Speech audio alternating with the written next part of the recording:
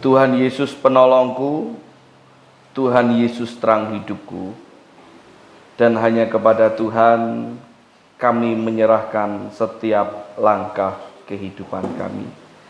Dan hanya di dalam nama Tuhan Yesus Kristus kami pun menyerahkan waktu kami selama beberapa menit ke depan untuk fokus ke dalam pembelajaran firman Tuhan pada pagi hari ini. Berfirmanlah Tuhan kepada setiap kami semua, ubahlah hati, pikiran, dan hidup kami menjadi seturut seperti kehendak dan rencana Tuhan. Berkati hati, pikiran, telinga, mata kami, dan semua yang ada dalam diri kami, untuk kami dapat menikmati sungguh-sungguh firman Tuhan yang akan kami pelajari bersama-sama. Kuasai ruangan ini, kuasai sekitar gereja ini, supaya nama Tuhan saja yang dipermuliakan. Dan hamba-Mu yang jauh dari sempurna ini Tuhan, hamba-Mu yang penuh dengan keterbatasan ini, menyerahkan diri di bawah kaki salib Kristus.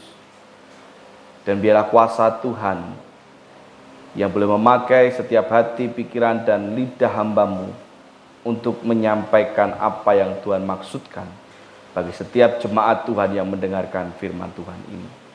Terima kasih Tuhan, di dalam nama-Mu Tuhan kami Yesus Kristus, Tuhan dan Juru Selamat kami, hidup kami, berdoa dan mengucap syukur. Amin. Silakan duduk. Shalom. Shalom. Selamat pagi. Sehat. Puji Tuhan. Pertanyaan saya, kulit hitam dan kulit putih itu yang bagaimana? Anda tahu warna hitam enggak? Jas saya ini warna hitam, celana saya warna hitam. Ada orang yang kulitnya warnanya kayak gini. Kulit putih, putih itu yang bagaimana? Bajunya Pak Eko itu putih, taplak itu putih. Ada orang yang kulitnya kayak gitu? Ada enggak? Ono Pak Sopo, Mumun. Tahu Mumun? Anak sekarang malah tahu Mumun. Ada film dulu namanya, judulnya itu Mumun. Gitu? Mumun apa? Mumun pocong. Zaman dulu ada film itu. Tidak ada kulit hitam, kulit putih. Yang ada itu semua orang itu kulitnya coklat. Hanya yang membedakan ono sing coklatnya terang, ono sing coklat susu, ono sing coklat gelap, coklat tua. Nah ono ki ono. Menungso kok kulit ireng ya. Ya media ini bar kecelup angus kok piye.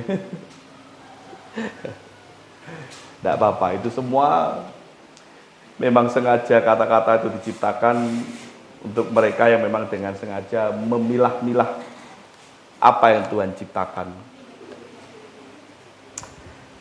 Baik, kita kembali ke dalam firman Tuhan kita pada pagi hari ini. Masih dalam tema kita pada bulan ini tentang hidup adalah pilihan. Nah Bapak Ibu Saudara, apa yang terjadi kalau seandainya dalam hidup kita itu salah pilih? Pernah tidak Anda mengalami salah pilih?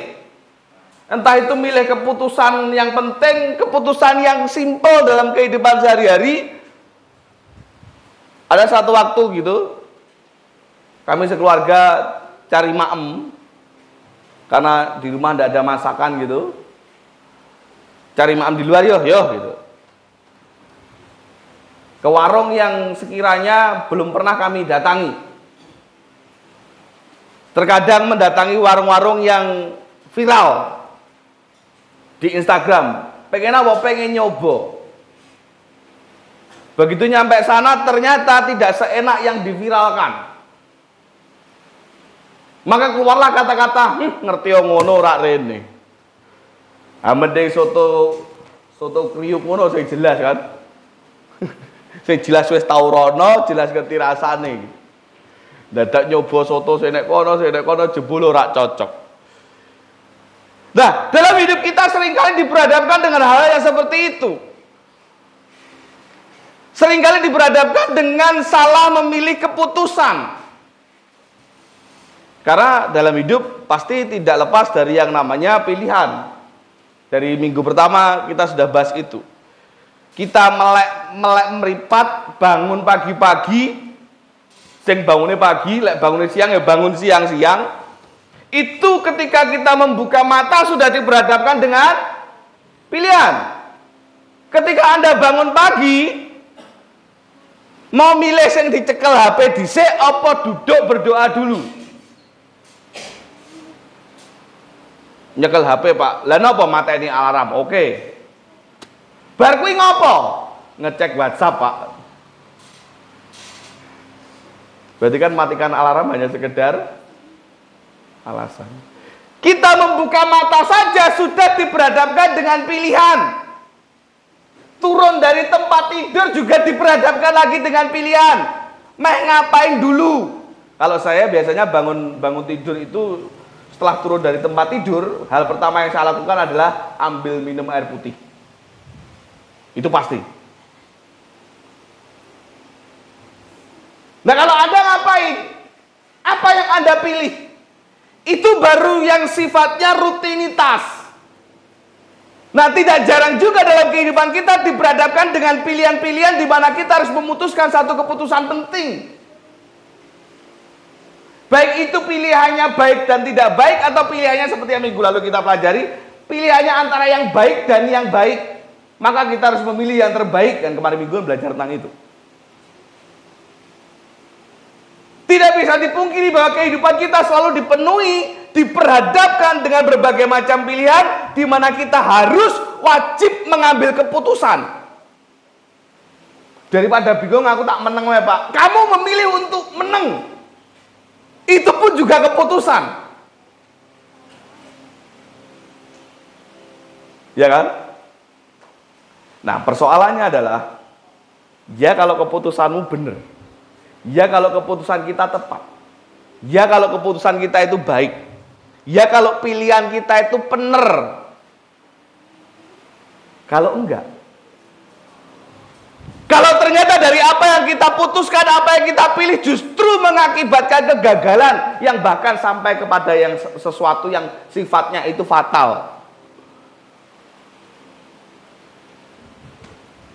Iya. Saya pernah mendengar satu cerita tentang seseorang yang memutuskan untuk menggadaikan BPKB-nya untuk kalau jenengan suka main media sosial pasti tahu yang namanya di Instagram itu mentek wangi. Itu yang viral, dodolan viral di stadion negor. Apa sih jenengan sok? Triloba Juang. Dia jualan nasi goreng situ terus viral. Namanya mentek wangi. Dia diwawancara pengalaman gagalnya apa. Ketika itu dia pernah ngadekne kendaraan 15 juta, digo modal jualan angkringan apa kalau nggak salah. Apa? Oh ya angkringan ya. Pokok jualan makanan gitu. Dan hanya berjalan 1 tahun sepi kukut. Kita diperhadapkan dengan satu pilihan yang pada akhirnya menyebabkan kegagalan, bahkan sesuatu yang fatal. Pernah enggak? Pernah enggak? Nah, sebelum kita lanjut, mari kita terlebih dahulu membuka nats firman Tuhan kita yang terambil dalam kitab Bilangan. Matius, Markus, Lukas, Yohanes, Bilangan. Bilangan pasal 20 ayatnya yang ke-7 sampai dengan 12.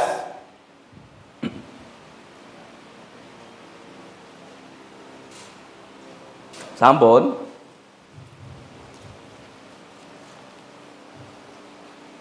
Silakan dibaca, disimak, saya akan membacakan untuk panjenengan semua dalam kitab Bilangan pasal 20 ayatnya yang ke-7 sampai dengan 12. Begini kata firman Tuhan. Tuhan berfirman kepada Musa, ambillah tongkatmu itu dan engkau dan Harun kakakmu harus menyuruh umat itu berkumpul katakanlah di depan mata mereka kepada bukit batu itu, supaya diberi airnya. Demikianlah engkau mengeluarkan air dari bukit batu itu bagi mereka, dan memberi minum umat itu serta ternaknya. Lalu Musa mengambil tongkat itu dari hadapan Tuhan seperti yang diperintahkannya kepadanya. Ketika Musa dan Harun telah mengumpulkan jemaah itu di depan bukit batu itu, berkatalah ia kepada mereka, dengarkanlah kepadaku, hai orang-orang durhaka, apakah kami harus mengeluarkan air bagimu dari bukit batu itu? Sesudah itu Musa mengangkat tangannya, lalu memukul bukit batu itu dengan tongkatnya 2 kali, maka keluarlah banyak air, sehingga umat itu dan ternak mereka dapat minum. Tetapi Tuhan berfirman kepada Musa dan Harun, karena kamu tidak percaya kepadaku dan tidak menghormati kekudusanku di depan mata orang Israel, itulah sebabnya kamu tidak akan membawa jemaah ini masuk ke negeri yang akan kuberikan kepada mereka. Seorang Musa yang dipilih Tuhan, seorang Musa yang diangkat oleh Tuhan, dipilih secara khusus oleh Tuhan, dipersiapkan dengan sungguh-sungguh oleh Tuhan untuk membawa bangsa Israel keluar dari tanah Mesir, membuat satu pilihan dan keputusan yang salah, sehingga berakibat fatal dalam kehidupannya. Ketika bangsa Israel sedang bersungut-sungut, ngelak, sementara air yang ada di sekitarnya tidak dapat diminum, ono sing rasane pahit, ono sing rasane teh, ono sing rasane kopi, tapi nek gulane apa itu? Bersungut-sungutlah mereka. Mengapa engkau membawa kami keluar dari tanah Mesir untuk mati kehausan, untuk mengalami penderitaan? Maka Musa menyampaikan itu kepada Tuhan. Dan jawab Tuhan sepele, simpel. Kumpul no umat itu, maka setelah mereka kumpul, ngomong sama bukit batu itu, supaya bukit batu itu mengeluarkan air. Ngomong sama bukit batu itu, supaya bukit batu itu mengeluarkan air. Dan Musa membuat satu keputusan yang salah. Ada 2 kesalahannya. Yang pertama, ketika ia berkata kepada bangsa Israel, setelah mereka berkumpul, jemaah Israel itu semua berkumpul, maka Musa berkata, itu dalam ayat yang ke-10, dengarlah kepadaku, hai orang-orang durhaka, apakah kami harus mengeluarkan air? Apakah kami harus mengeluarkan air bagimu dari bukit batu itu? Kesalahan yang pertama, dia tidak membawa nama Tuhan. Sehingga seolah-olah kalaupun batu itu keluar airnya, itu karena siapa? Karena siapa?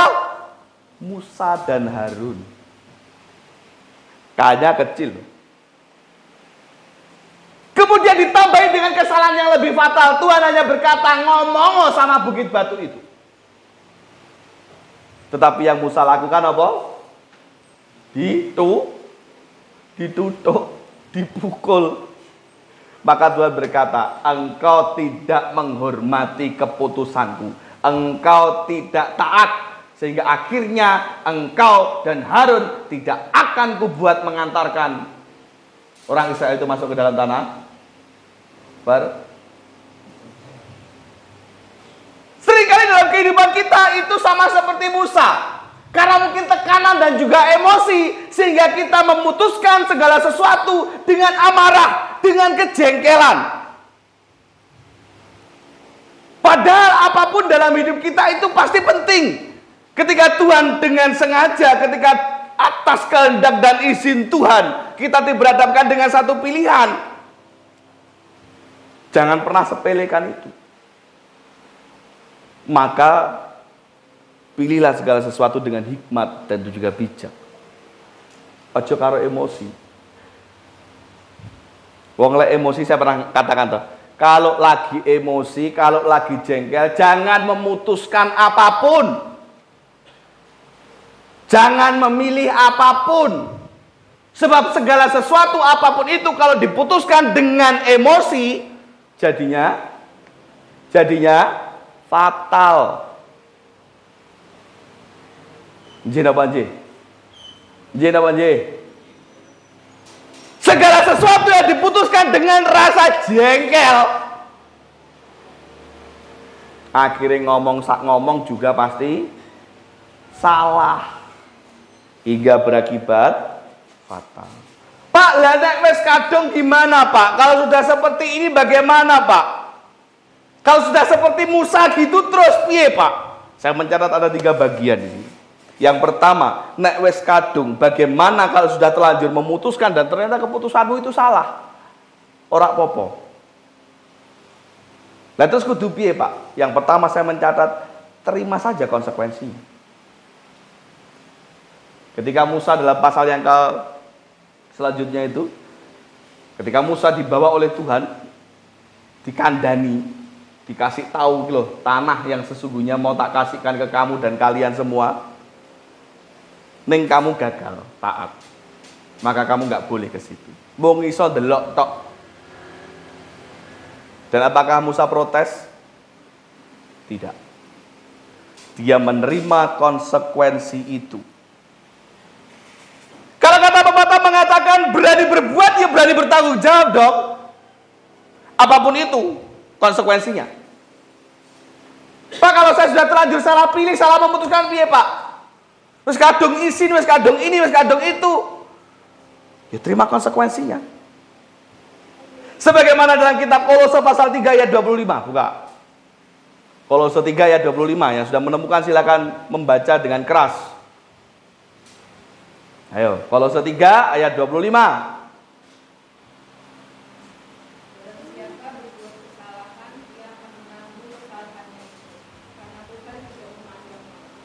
Barang siapa berbuat kesalahan, maka ia akan menanggung kesalahannya itu karena Tuhan tidak memandang orang. Bukan hanya tentang berbicara berkat, Tuhan tidak memandang orang. Mau yang matanya sipit, mau yang matanya belok, mau yang matanya apa? Papat. Nah, kalau aku mripate papat. Berkat itu Tuhan turunkan kepada siapapun juga demikian, setiap konsekuensi atas kesalahan Tuhan pun tidak memandang itu siapa. Meh jemaat biasa, meh panitia perancang, panitia khusus, meh pendeta sekalipun ketika Tuhan katakan kamu salah, konsekuensi harus siap diterima.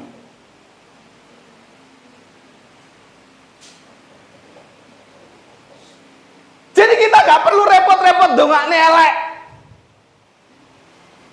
Saya pernah ajarkan gitu, gak usah dongakne elek kepada orang yang berbuat salah kepadamu, siji yang jelas kamu melu dosa. Nah, dongakne elek itu kan dosa. Yang kedua, percayalah bahwa setiap orang, siapapun itu, Tuhan tidak pandang siapa mereka. Setiap orang yang salah pasti akan menanggung kesalahannya, menanggung konsekuensi dari perbuatannya sendiri. Pun juga termasuk demikian hanya dengan kita. Pak, kalau sudah salah pilih piye Pak? Ya terima konsekuensinya. Kalau Tuhan tidak menghendaki itu, ya selesaikan. Tapi semakin sakit Pak, semakin ini dan itu, ya selesaikan. Konsekuensi. Jangan takut untuk menjalani konsekuensi. Sebab itu milikilah respon yang benar supaya tidak mengulang kesalahan untuk yang kedua kali. Kadang itu respon manusia beda-beda. Begitu ngerti salah, bukannya nanggung konsekuensi, malah menutup kesalahan dengan kesalahan yang lainnya. Amit-amit nyuwun sewu, pernah ada seorang yang berkata, jangan terjadi ya di antara kita, anak-anak kita. Pak, saya hamil di luar nikah. Ya, terus piye? Gugurkan saja Pak. Lah kenapa? Pacar saya tidak mau tanggung jawab. Piye? Saya hanya bisa berkata, bodoh. Kamu melakukan itu sudah dosa, begitu kamu harus menerima konsekuensinya malah mbok gugurkan. Bodoh loh. Dia menutup dosa dengan dosa yang baru. Bodoh. Mengulang kesalahan untuk kedua kalinya. Mengulang ketidakberkenanan untuk yang kesekian kalinya. Maka jadilah manusia yang memiliki hidup bertanggung jawab. Jadilah manusia yang bertanggung jawab atas hidupmu sendiri setidaknya. Salah satunya dengan menanggung setiap konsekuensi dari apa kesalahan yang kita buat. Banyak orang yang lari dari konsekuensi itu. Salah satunya itu tadi, dengan menutup dosa yang lain. Aku isin karo Tuhan, Pak, aku dosa lah terus. Makanya saya belum siap ke gereja. Nyuwun sewu. Bodoh. Ada tuh banyak orang yang alasannya gitu. Kenapa kamu tidak ke gereja? Dosaku ji akeh. Lah kok sampai Tuhan Yesus datang kedua kali dosamu tambah akeh. Ya toh? Ada banyak orang yang merasa tidak layak menghadap kepada Tuhan walaupun hanya sekedar berdoa karena merasa apa? Dosaku ji akeh. Lah terus kapan olehmu nanti datang lagi kepada Tuhan berdoa lagi kapan? Ya lek wis dosaku ra enek. Heeh, tutup petimu sik lagi dosamu ilang. Wis gak stop gak ngelakoni dosa kan? Ya selama manusia hidup dan bernapas pasti akan ada kecenderungan dan kemungkinan untuk berbuat dosa siapapun itu. Maka cara yang benar adalah terima konsekuensinya. Jangan malah menambah masalah yang baru, jangan malah menambah dosa yang baru dengan jauh dari Tuhan.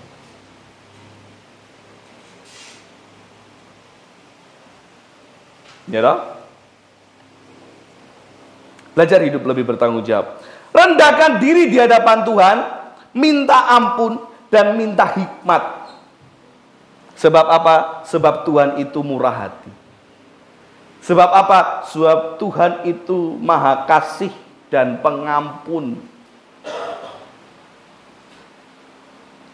Dosane wong sak donya ditanggung kabeh karo Gusti Yesus kok. Konsekuensinya nggih to? Nggih napa nggih? Tuhan itu penuh kasih.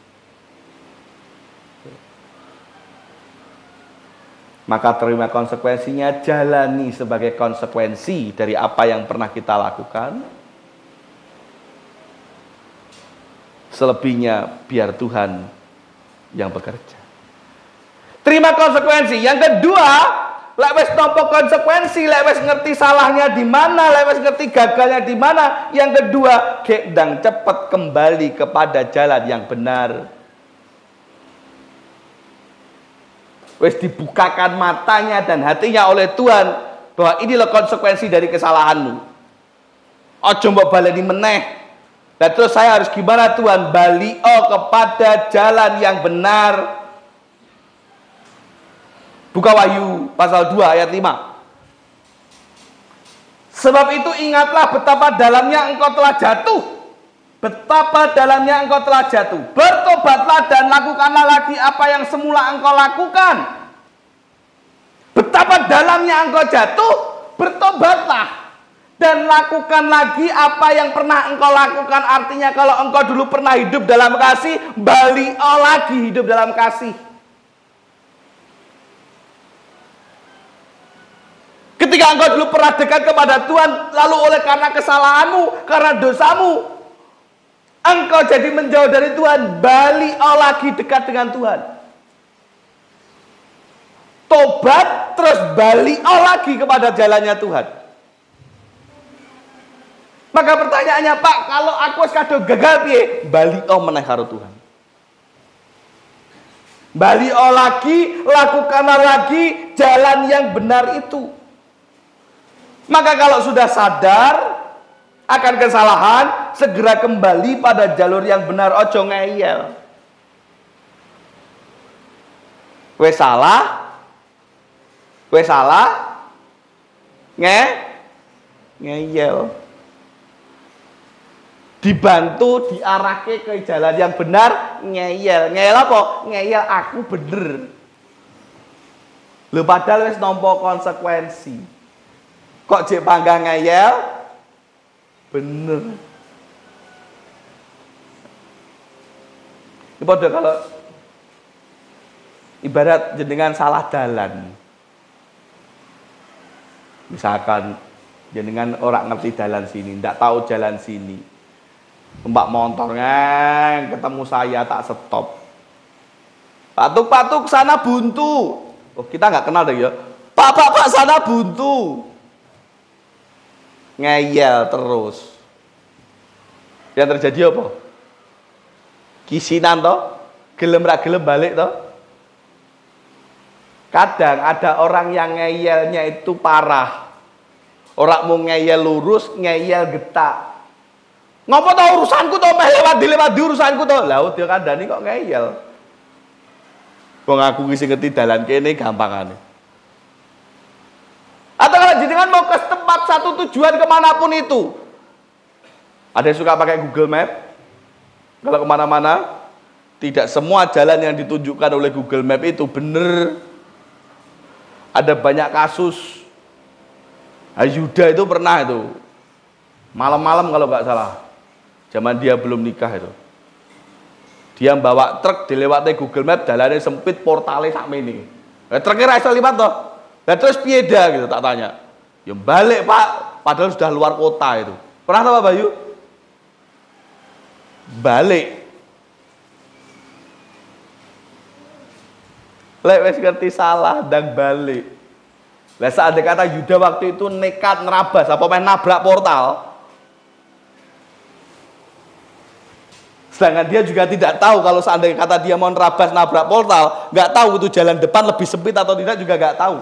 Lah pemain truknya nyungsep. Maka segeralah kembali ke jalan yang benar ketika engkau tahu bahwa engkau sudah menerima konsekuensi atas kesalahanmu.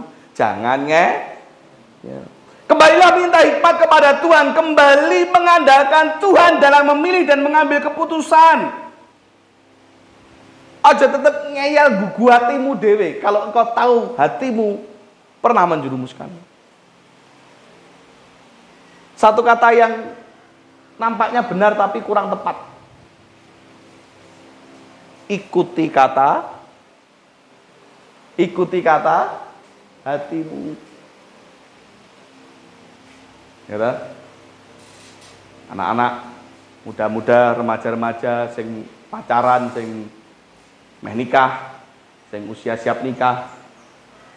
Tuhan katakan bahwa hitam dan putih tidak bisa bersatu, gelap dan terang tidak bisa bersatu. Maka kalau engkau mencari pasangan hidup, carilah yang jelas toh. Maka kalau ada temanmu atau siapapun berkata, ikuti saja kata hatimu. Katakan, sesat. Ojo ngeyel. Lah terus piye, Pak? Ini soal hati, Pak. Jangan ikuti kata hatimu, tapi ikuti kata Tuhan. Hatinya manusia itu belum tentu benar. Karena seringkali kita juga terbawa jatuh dalam dosa karena apa? Ngikuti kata hati. Ojo ngeyel. Kalau Tuhan sudah katakan jangan, ya jangan. Ini soal hati, Pak. Alah, Fred. Ini soal Tuhan. Supaya engkau tidak terjerumus masuk ke dalam kesalahan-kesalahan yang sama. Supaya engkau tetap ada pada jalur atau trek kebenarannya Tuhan gitu. Ojo ngeyel. Ya. Ojo ngeyel. Alah ra apa-apa, Pak. Nanggung kok, Pak. Wis tok konsekuensinya apa engko tak tanggungi. Yakin siap nanggung konsekuensinya. Emangnya tahu konsekuensinya separah apa? Sesulit apa? Kadang nikah podo Kristene, podo agamane lho. Podo Kristene ning beda gereja, beda denominasi. Ribet lho. Nggih Bu Yanti nggih. Podo Kristene lho padahal. Saya sampaikan tidak apa-apa ya. Mas Alpin itu akan diberkati di gerejanya Mbak Anggi. Dadak ngurus suratnya macem-macem loh. Sampai kepada surat apa kemarin Bu namanya? Jenenge angel, pokok dek baptis ora ono. Intinya tentang pencabutan anggota. Apa? Bukan sidi. Sidi itu kan baptisan. Atestasi kalau nggak salah namanya itu. Intinya saya menyerahkan Mas Alvin yang bukan anggota sini menjadi anggota sana. Lah kan aneh. Artinya apa? Bahwa hanya mereka yang anggota jemaat gereja itu yang boleh diberkati di situ. Ya, saya ngomong sama Alvin, Bin, aku nggak ikhlas loh. Aku cuma ngasih ini sebagai syarat kamu ben dinikahke. Nah gitu tuh. Tapi kamu tetap anakku, kamu tetap jemaat Kembang Harum. Saya bilang gitu tuh. Yang penting kamu iso nikah lancar kabehane, sukses saya bilang gitu dan diberkati Tuhan. Kuwi padha Kristene lho. Padha Kristene to. Bagi kan ya Kristen Protestan to, ning beda denominasi, beda gereja, beda aturan. Lah apa meneh sing beda agama lho.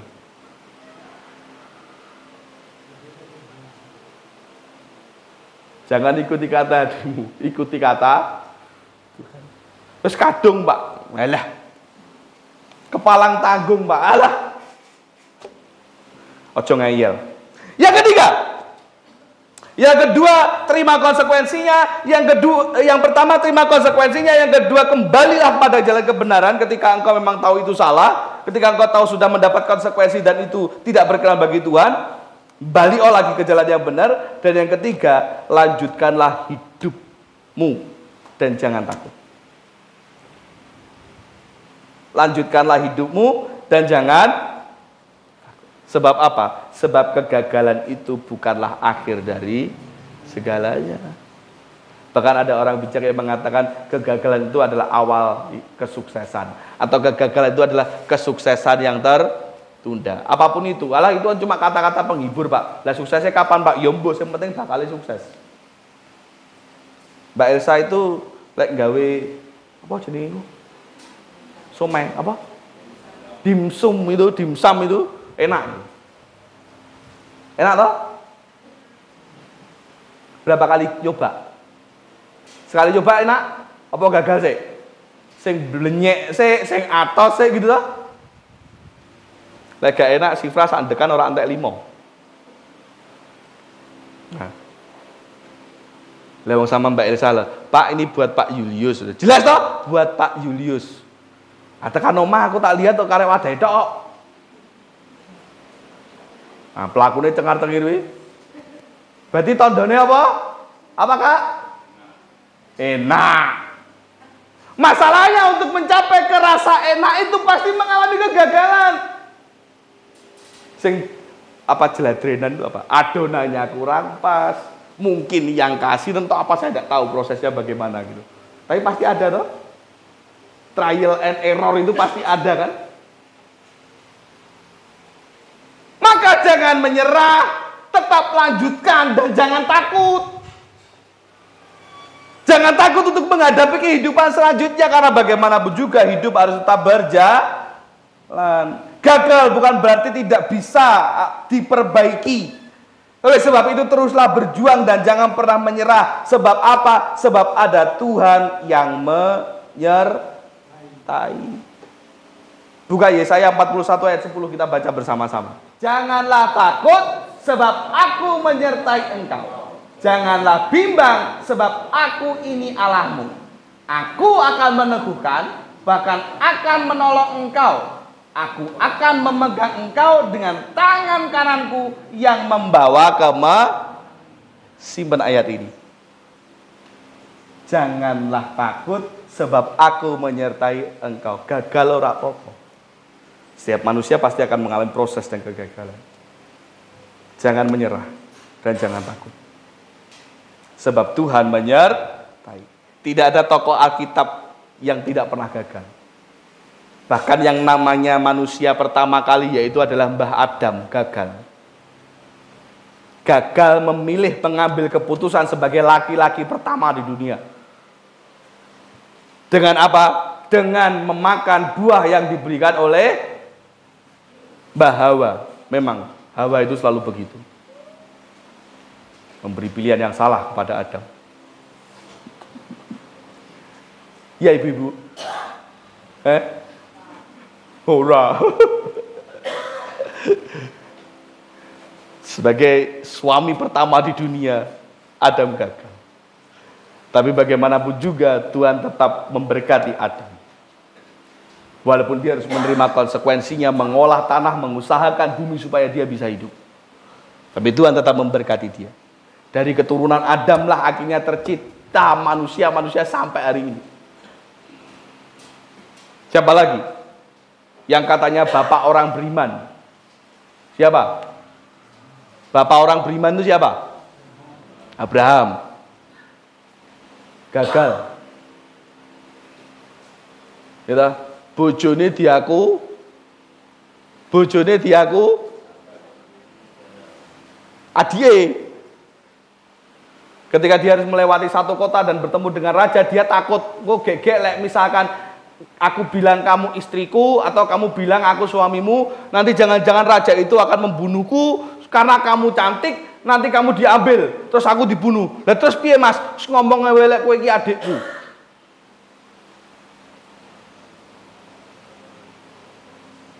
Salah mengambil dan dionek-onek ke raja. Goro-goro kamu aku dan semua rakyatku meh dihukum Tuhan. Ngopo ngapusi aku? Abraham yang katanya orang beriman. Dan tadi Musa. Dia harus menanggung konsekuensi atas kesalahan pilihannya. Kesalahan keputusannya. Tapi apakah Anda tahu, ingat tak?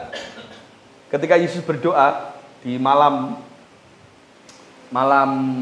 sebelum dia disalibkan, ada yang terlihat dua sosok di dekat Yesus. Siapa? Siapa? Siapa? Musa dan Elia. Musa, si orang yang gagal masuk ke dalam tanah perjanjian, bertemu dengan Yesus Kristus dengan Elia. Artinya apa? Tuhan tetap berkenan. Ketika engkau tahu engkau salah, tanggunglah konsekuensinya. Balik ke dalam jalan yang benar, segera, dan lanjutkan hidupmu dengan tidak takut kepada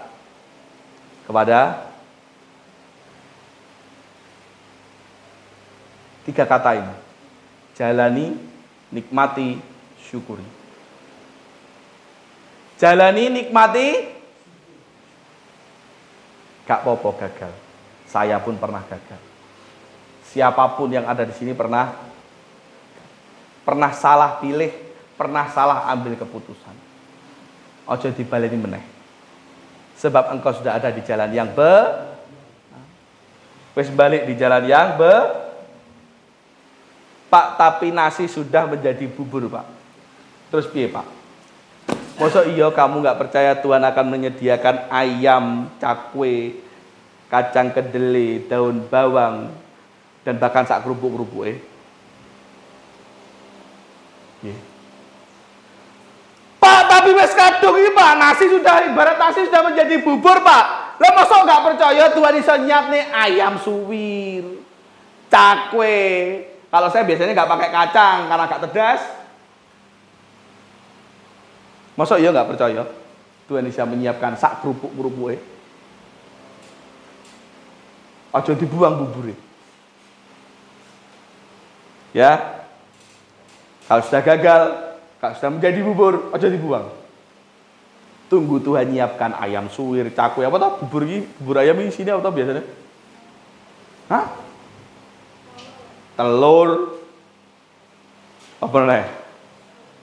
Terserah lah sak sing nyiapin. Jadi luwe ya. Kok jadi lapar ya? Ya, percayalah. Jangan hilang. Jangan takut. Apa tadi? Jangan takut sebab aku atau Tuhan menyertai Tuhan yang menuntun hidup kita. Jangan takut. Nggak apa-apa. Wis kadung salah, ya udah terima konsekuensinya. Jalani konsekuensinya. Kalau emang harus begini ya sudah. Tapi engko Pak, engko piye Pak? Alah, wis ora sangka engko. Jangan takut, sebab Tuhan menyertai kita.